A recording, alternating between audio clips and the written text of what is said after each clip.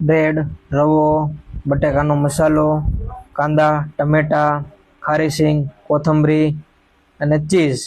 બટાકા બાફીને ચૂંદો કરી નાખવાનો અને પછી વઘાર કરવાનો, જેમાં આદુ, લસણ, મરચાંની પેસ્ટ છે, એમાં કોબી એડ કરવાની, નમક, લીંબુ, જીરું, બટાકા એડ કરીને મિશ્રણ કરી દેવું.